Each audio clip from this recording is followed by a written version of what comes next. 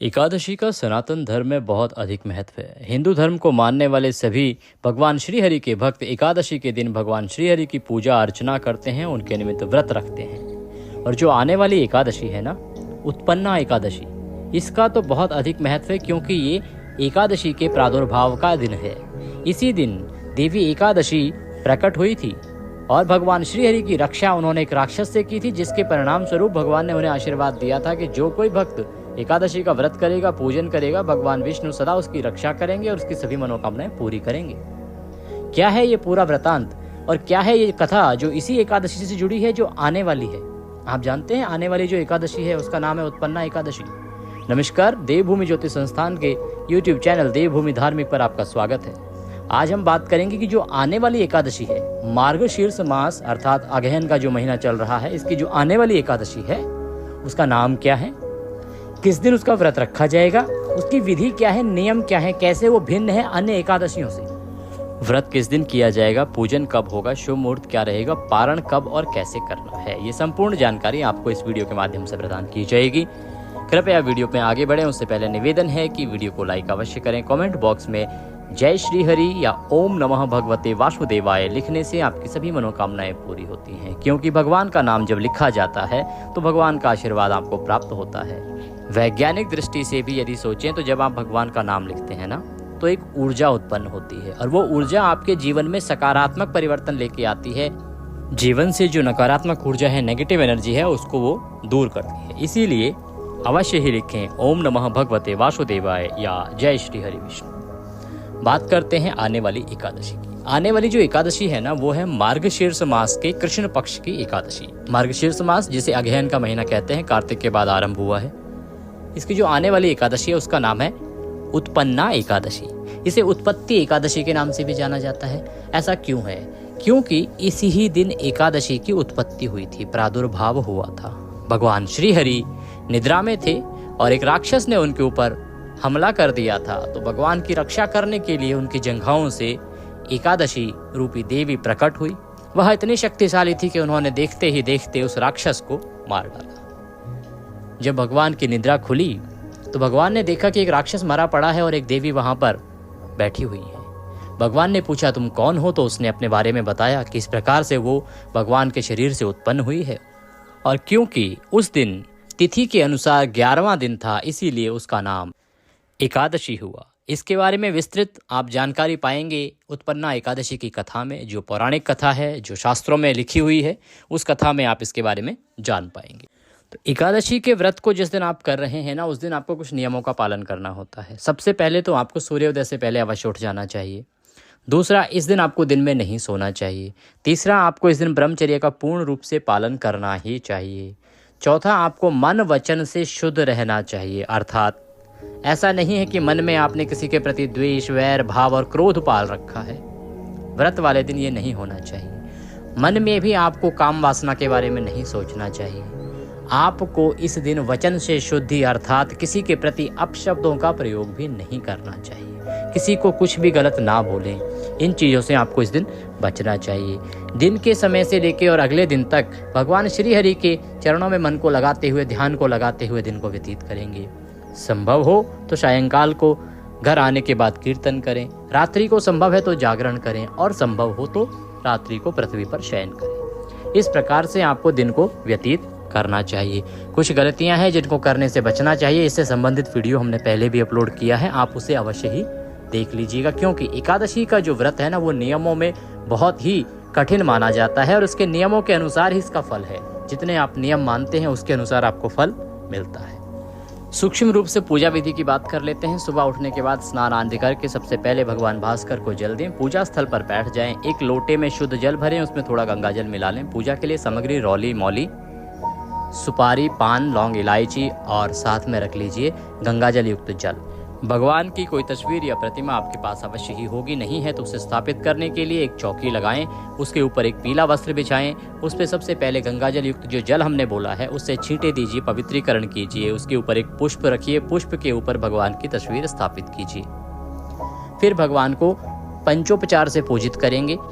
सबसे पहले भगवान को 3 बार छींटे देंगे, पद्य, अर्घ और आचमनी कराएंगे।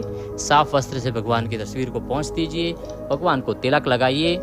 तिलक लगाने के बाद फूलों की माला पहनाइए, पुष्प अर्पित कीजिए, धूप दिखाइए, दीप दिखाइए। वस्त्र के रूप में मौली आपके पास होगी, कलावा जो आप हाथ में बांधते हैं, मौली का टुकड़ा तोड़ के भगवान को अर्पित कीजिए। अब भगवान को आप भोग लगाएंगे। भोग में जो भी आपके पास मिठाई हो वह अर्पित कर सकते हैं। ऋतुफल अगर आपके पास कोई है तो वह अर्पित कर सकते हैं। कुछ भी ना हो तो नैवेद्य के रूप में आप मिश्री भी अर्पित कर सकते हैं। और इसके बाद आप पोंगी फलम अर्थात पान का बीड़ा अर्पित कीजिए। एक पान के पत्ते में 2 लौंग, 2 इलायची और 1 सुपारी रखिए और वह भगवान को अर्पित कीजिए। इसके बाद जलाचमनी कराएंगे। भगवान को जल के 3 बार छींटे दीजिए। इस प्रकार से आपने करी है ये पंचोपचार से पूजा। व्रत से पहले आपको संकल्प अवश्य करना चाहिए। संकल्प करने के लिए अपने सीधे हाथ में जल लीजिए और 1 रुपये का सिक्का दक्षिणा के रूप में कम से कम रखिए। अधिक जो भी आप रखना चाहें वो रख सकते हैं। 3 बार बोलिए ओम श्री विष्णु, ओम श्री विष्णु, ओम श्री विष्णु। अपना नाम बोलिए, अपना गोत्र बोलिए। जिस स्थान पर बैठकर आप संकल्प कर रहे हैं वहाँ का मकान नंबर, क्षेत्र का नाम, शहर का नाम बोलिए। उत्पन्ना एकादश्याम पुण्यतिथियो अमुक वासरे जो भी वार है वह बोलिए कि प्रभु आज के दिन हम एकादशी का व्रत पूजन करने का संकल्प करते हैं। इसे हम सफलतापूर्वक कर पाएँ इतनी हमें शक्ति दीजिए और इसे स्वीकार कीजिए। संकल्प भगवान के चरणों में छोड़ दीजिए। इसके बाद पूजा आदि करने के बाद अब आपको कथा अवश्य सुननी चाहिए या पढ़नी चाहिए। एकादशी की कथा जो कि हमारे चैनल पर भी सुनाई जाती है, आप उसे अवश्य सुने। और एकादशी की जो ऑथेंटिक कथा है ना, जो सही कथा है, उसी को सुने। क्योंकि आजकल हमने भी देखा है, हमारी टीम ने हमें कई बार बताया है कि यूट्यूब पर न जाने लोग किस किस तरह की कथाएं सुना देते हैं, जबकि एकादशी का एक ही महात्म्य है, एक ही कथा है, वही है जो कि ज़रूर करनी ही चाहिए और सुननी ही चाहिए, आवश्यक है। अतिरिक्त तो जो मर्जी सुने आप, लेकिन लोग अतिरिक्त अधिक सुना देते हैं और उसको सुनाते ही नहीं हैं, क्योंकि शायद सबके पास ना तो वो पुराण होते हैं और ना ही वो सुना पाते हैं। वो कथा है जिसमें वृतांत भगवान श्री हरि कृष्ण बता रहे हैं युधिष्ठिर को। उन्हीं के माध्यम से ये पूरी जो एकादशी का महात्म्य है ये कहा गया है। जितनी भी एकादशी हैं संपूर्ण महात्म्य श्री कृष्ण द्वारा युधिष्ठिर को कहा गया है, सुनाया गया है। उसको आपको अवश्य ही सुनना चाहिए। सुनने के बाद आरती करें। आरती करने के बाद भोग लगाएं। भोग लगा के प्रसाद बंधु बांधवों में वितरित करें और दिन को नियमों के अनुसार पालन करें। नियमों के बारे में जानकारी हमने आपको पहले भी दी है। रात्रि को पृथ्वी पर शयन करें संभव है तो, और अगले दिन सुबह व्रत के पारण के लिए सूर्योदय से पहले उठ जाएं। पारण के लिए सूर्योदय से पहले उठ के स्नान आदि करके भगवान भास्कर को जल दीजिए और उसके बाद व्रत के पारण की पूजा के लिए भगवान के पास बैठ जाइए आसन लगा के। बैठने के साथ ही आप पुनः पंचोपचार पूजा करेंगे। सबसे पहले भगवान को पाद्य, अर्घ, आचमनी अर्पित करेंगे। साफ वस्त्र से पोंछ दीजिए। पोंछ के तिलक लगाइए, फूलों की माला पहनाइए, घी का दिया जलाइए, धूप दिखाइए। वस्त्र के रूप में आपको अवश्य ही कलावा धागा तोड़ के अर्पित कीजिए। नैवेद्य के रूप में भगवान को भोग लगाइए। अब पारण के भोग की बात करते हैं। पारण के भोग के लिए आपको भगवान को पीले चावल का भोग लगाना चाहिए। इसका विशेष विधान है। बहुत से लोग ये कहेंगे कि चावल तो वर्जित है। चावल वर्जित है एकादशी के दिन, भगवान की पूजा में वर्जित नहीं, ये ध्यान रखिएगा। एकादशी के दिन चावल का सेवन नहीं करना है। एकादशी का प्रयोग, एकादशी के दिन प्रयोग वर्जित है। अन्यथा चावल तो बहुत ही उत्तम पदार्थ है। आपने देखा है पूजा पाठ में हमेशा चावल प्रयोग में आता है। तो ऐसा नहीं है कि चावल अशुद्ध है। उस पर्टिकुलर डे पर, उस जो दिन है उस दिन उसका जो है प्रयोग वर्जित है, उसको खाना वर्जित है। इसीलिए द्वादशी को यह बहुत उत्तम है। द्वादशी को पीले चावल का भोग आपको लगाना चाहिए। और उसके बाद जब भोग लगाएं तो एक चीज़ का ध्यान रखें कि तुलसी दल अर्थात तुलसी का पत्ता उसमें अवश्य रखें। भगवान श्रीहरि तुलसी के बिना भोग स्वीकार नहीं करते हैं। तो भोग की थाली सजाइए भगवान के सामने, तुलसी का पत्ता रख के, और फिर उसके बाद भगवान को भोग का निवेदन कीजिए। मंत्र ना भी आता हो तो भगवान आपके भाव के भूखे हैं। प्रेम से भगवान से निवेदन कीजिए भोग लगाने के लिए। भोग लगाने के बाद वह थाली प्रसाद में मिला दीजिए। अब अंतिम पड़ाव आता है, वो आता है पुष्पांजलि का। अब आपको करनी होती है पुष्पांजलि, जिसमें कि आपकी पूजा है वो उसकी सफलता निहित होती है। हाथों में पुष्प लीजिए, भगवान से निवेदन कीजिए। आवाहनम न जानामि विसर्जनम पूजम चैवम न जानामि क्षम्यताम परमेश्वर। हे प्रभु, न हम आपका आवाहन जानते हैं, न पूजन जानते हैं, न विसर्जन जानते हैं। हम अज्ञानी जीव हैं। जैसी वन पड़ी है वैसी सेवा हमने आपके श्री चरणों की है। यह व्रत किया है, पूजन किया है। भगवान इसमें जाने अनजाने में कोई गलती, कोई त्रुटि, कोई भूल हमसे हुई हो तो उसे क्षमा करना। आप दया सिंधु हैं, हम आपके दर के भिखारी हैं। हे ईश्वर, जाने अनजाने की गलतियों को क्षमा करते हुए दया का आशीर्वाद प्रदान कीजिए। इसके निमित्त आपको अर्पित करने के लिए हमारे पास कुछ नहीं है। तन मन धन सब कुछ आप ही का है। हमारे पास क्या है? मालती मलका जाति सत्पत्रानि संयुक्तम पुष्पांजलिम मया दत्तम ग्रहणाम परमेश्वर। यह पत्र पुष्प की भेंट है प्रभु, इसे स्वीकार करें और दया का आशीर्वाद प्रदान करें। वह पुष्प भगवान के चरणों में अर्पित कर दीजिए और भगवान को नमन कीजिए। नमन करने के बाद अब आपको किसी ब्राह्मण को भोजन कराना चाहिए। भोजन करा के दान दक्षिणा आदि दे के विदा करना चाहिए।